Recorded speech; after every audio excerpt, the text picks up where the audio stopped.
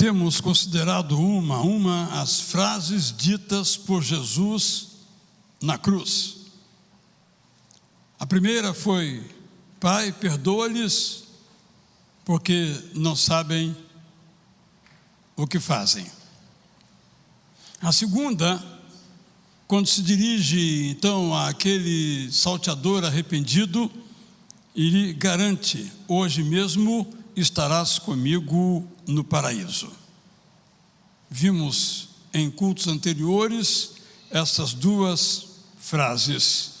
E agora vamos considerar a terceira frase de Jesus.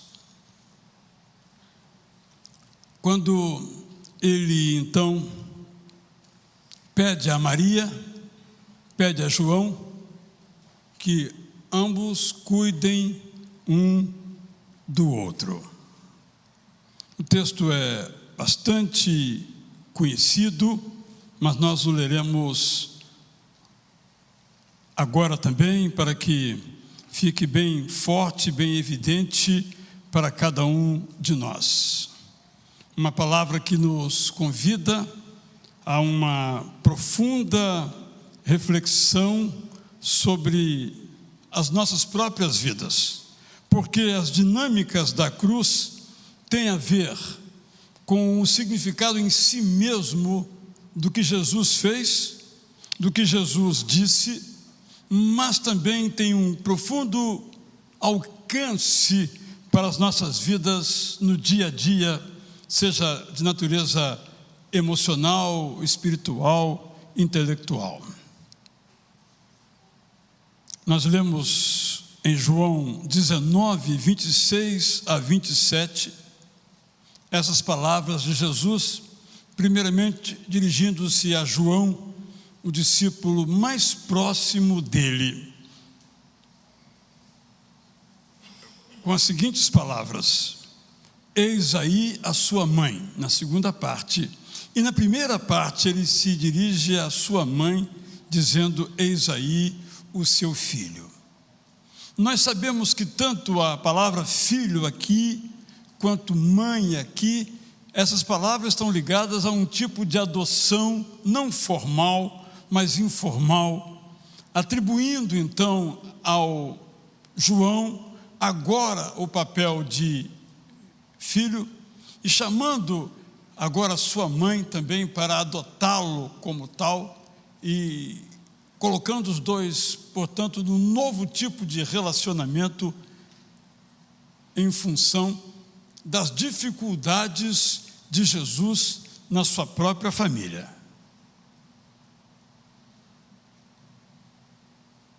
Já começamos adentrando ao tema, uma vez que também a família de Jesus tinha problemas. Ele não, mas a família dele também era uma família com dificuldades e tensões.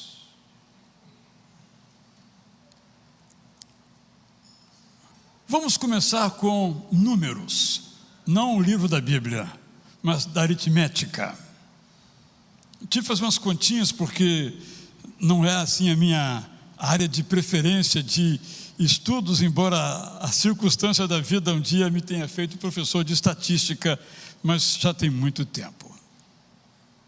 Quando Jesus morreu, ele tinha no mínimo 33 anos de idade, no máximo 38. E talvez você tenha ouvido pela primeira vez essa referência a uma morte tão tardia, digamos assim, de Jesus. Então, o raciocínio é o seguinte: Jesus nasceu, como nós sabemos, entre o ano 6 e 4 antes de Cristo. Com certeza antes do ano 4, indiscutivelmente, porque no ano 4, Herodes o Grande morreu. E quando Jesus nasceu, Herodes estava vivo.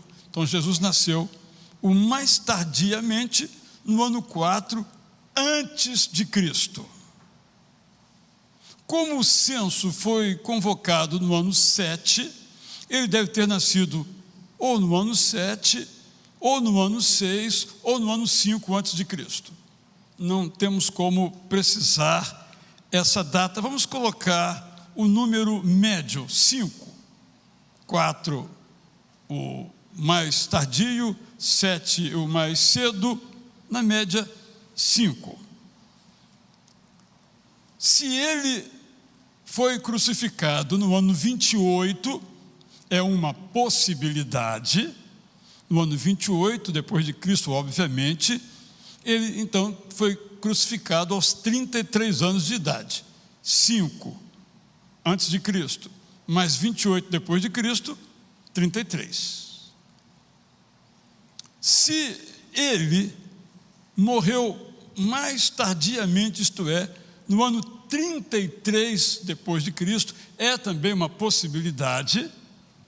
Os cálculos são feitos em função do calendário da Páscoa judaico, mas há uma remota possibilidade de que a data tenha sido 33. 33 mais 5, 38. Nesse caso, extremamente, Jesus teria morrido aos 38 anos de idade. Mas como estamos seguindo aqui sempre o número meridiano, nós podemos falar que o ano 31 é o mais provável para a morte de Jesus, que seria no dia 3 de abril do ano 31, segundo aquele calendário. 5 mais 31, 36 anos de idade. Então, muito possivelmente, Jesus morreu aos 36 anos de idade. Lucas 3:23 diz assim: ora, Jesus tinha cerca de 30 anos quando começou o seu ministério. E João 8:57 traz a seguinte crítica dos fariseus. Então os judeus lhe perguntaram: você não tem 50 anos, já colocaram a distância maior, e viu Abraão? Esses elementos então nos indicam que Jesus, portanto, morreu entre 33 e 38, mais provavelmente aos 36 anos de idade. Nos nossos termos hoje, na flor da juventude. Naquela época, não tanto, mas também não era muito diferente. Só para a mulher, que era realmente muito diferente, porque a mulher começava a sua vida ativa no lar, quase sempre aos 12 anos de idade, como mulher e mãe. Um homem, não. Um homem se casava aos 20 anos, era a data comum naquela cultura. E Maria? Com que idade Maria viu o momento da morte de Jesus? Nós não podemos precisar. Mas se Maria tinha 16 anos de idade ao conceber, o que é muito, muito provável, tanto na cultura judaica quanto na cultura romana, e Jesus morreu no ano 28, e nossa primeira possibilidade, Maria morreu aos 44 anos de idade. Se ela concebeu aos 16, e Jesus morreu no ano 33, ela morreu aos 49 anos de idade. E nos nossos termos da média, se Jesus morreu no ano 31 e sua mãe concebeu o Filho de Deus aos 16, Maria morreu aos 47 anos de idade. O que nos garante então é que ela morreu antes de 50 anos, mas já era uma idosa para os padrões daquela época. Aos 40 anos, uma mulher era, vou usar a expressão que é adequada nesse caso, era velha, na cultura daquela época. Fiquem à vontade, porque a cultura mudou. E ninguém aqui tem 40 anos, nenhuma de vocês tem 40 anos, com certeza. Mas, Por que Jesus diz: João, eis aí a sua mãe, mamãe, eis aí o seu filho? Nós sabemos que Jesus tinha outros irmãos e irmãs. O texto bíblico é claríssimo e irreprochável a esse respeito. Mateus 13, 55 a 56, as pessoas perguntavam diante de Jesus, diante do que ele fazia: não é este o filho do carpinteiro? A profissão de José. A sua mãe não se chama Maria? E seus irmãos não são Tiago, José, Simão e Judas? Todas as suas irmãs não vivem entre nós? Então, de onde lhe vem tudo isto? Isto é, essa sabedoria, essa capacidade de fazer milagres?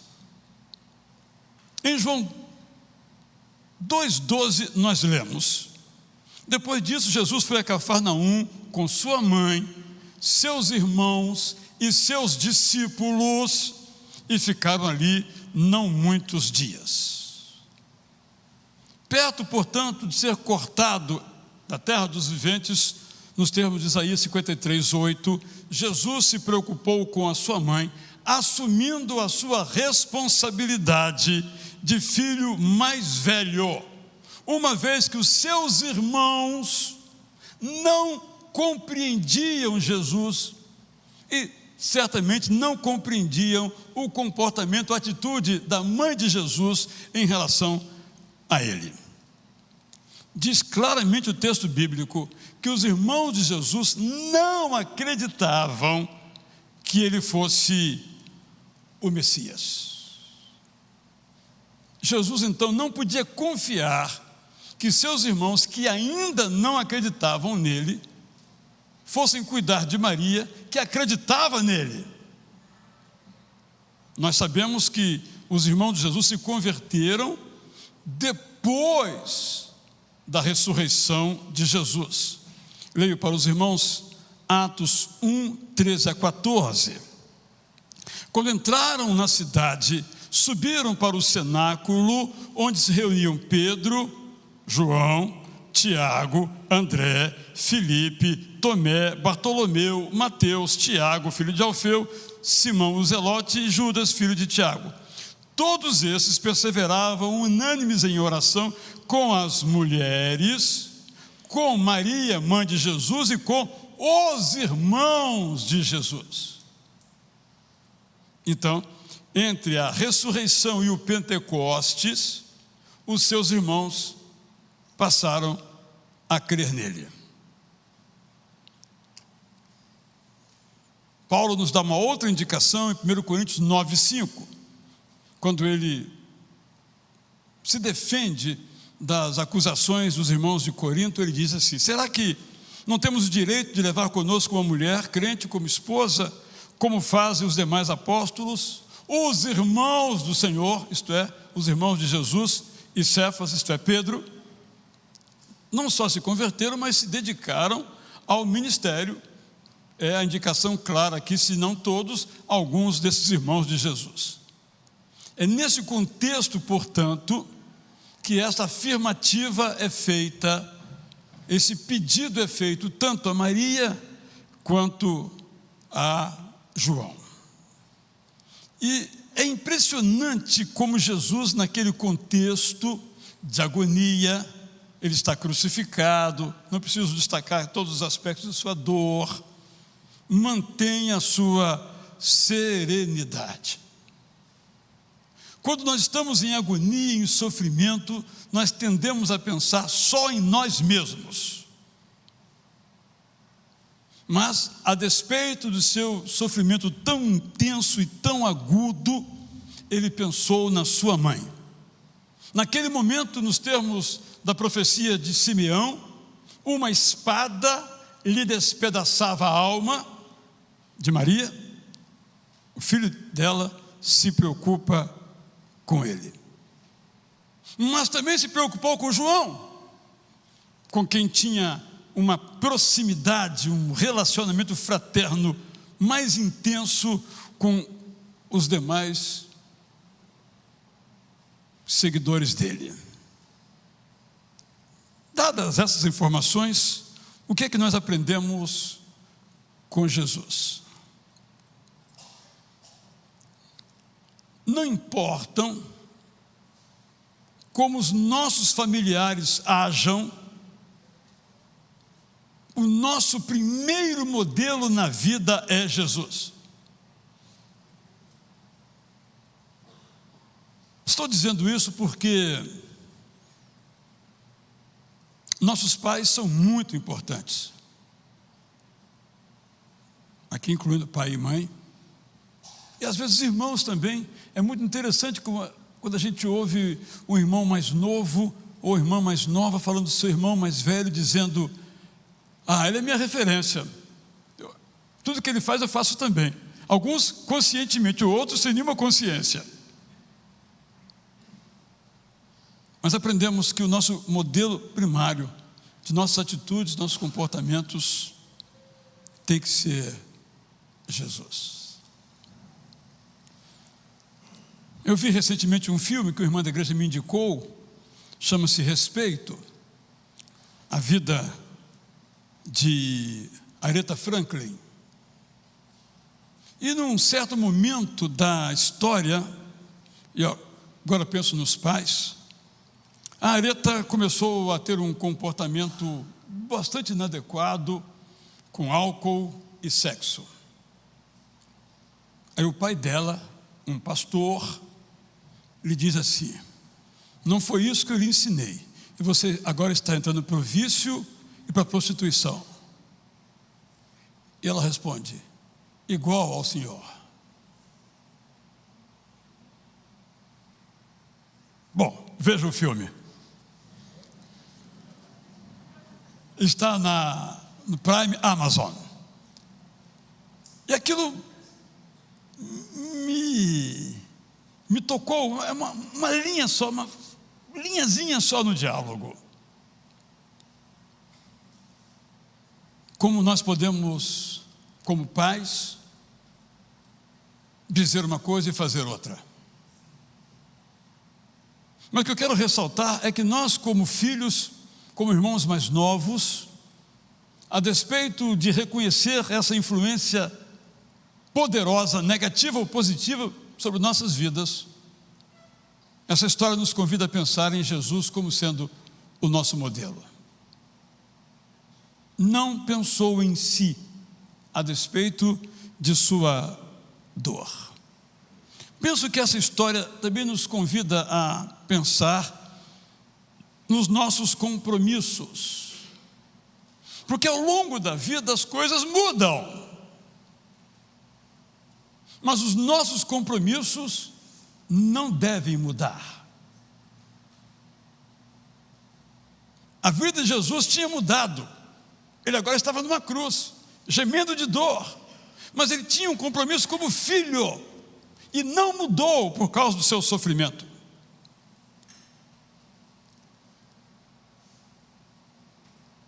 É dramática a situação, às vezes, de muitas famílias, de pais ou mães, geralmente pais, que abandonam os seus filhos, não dão aos seus filhos a oportunidade de honrá-los, como manda a ordem bíblica, e depois, em algum momento da vida, voltam e querem ser cuidados.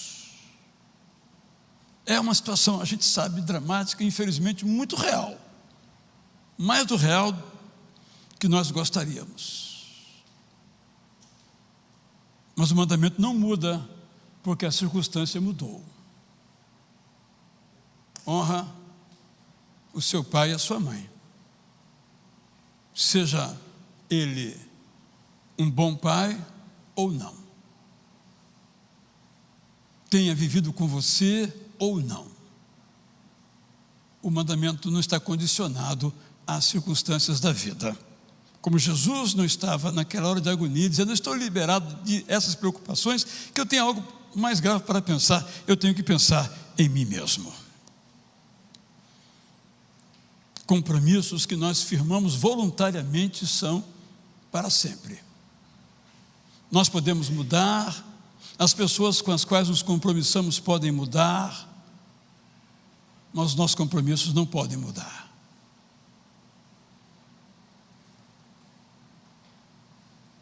Eu sempre digo assim aos nubentes, eu digo assim: você está aqui prometendo na doença ou na saúde, fidelidade, obrigado? A resposta, obviamente, é não. Mas aí acontece alguma coisa ao longo da vida e aquele compromisso é esquecido. Não pode ser esquecido. Porque a outra pessoa contou com aquilo, ou conta com aquilo. Se você disse que vai ser fiel, você vai ser fiel. Se você disse que vai cuidar, você vai cuidar. Você não foi obrigado a fazer o juramento, a Bíblia é clara a esse respeito. Ninguém é obrigado a jurar nada, mas jurou, cumpra. Por exemplo, Jesus nos ensina com essa história aqui. Mas eu quero sublinhar também a atitude de João. João ia levar uma velha para casa, que não era a mãe dele, era uma idosa, ia dar muito trabalho. Eis aí a sua mãe. E diz o texto bíblico que a partir daquele dia os dois passaram a morar juntos. Mas não sabemos, mas há uma longa tradição bem antiga, segundo a qual um pouco depois eles mudaram para Éfeso. Ali João cuidou dela, ela ficou ali quando ele foi para Pátimos. Mas aí são as tradições. Alguns datam a morte de Maria como sendo do ano 41, portanto pouco depois da morte do seu filho, mas nós não temos nenhuma informação segura a esse respeito, a não ser a tradição aqui, uma tradição ali. Mas João levou Maria para a sua casa, ou foi morar na casa de Maria, mas provavelmente levou Maria para a sua casa. João nos mostra que nós também, tendo a oportunidade de ajudar o outro, não devemos nos excusar em nossa própria circunstância, mas ir além de nossas limitações para ajudar o próximo. Às vezes ajudar o próximo nos custa muito pouco, e às vezes nos custa muito. Mas eu não creio que nós ajudamos pouco ou muito porque custe muito ou pouco. Ajudamos pouco porque não temos esse compromisso, essa atitude de João, como aprendemos nessa história. E a última lição que eu aprendo nesse texto, eu fiquei assim, eu sempre me coloco no lugar das personagens.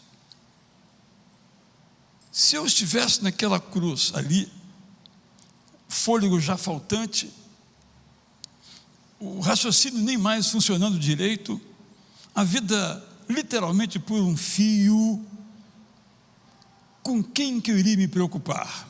Com minha mãe? Com meu amigo? Com meus seguidores? Com o salteador? Eu ia me preocupar comigo. Mas Jesus se preocupou.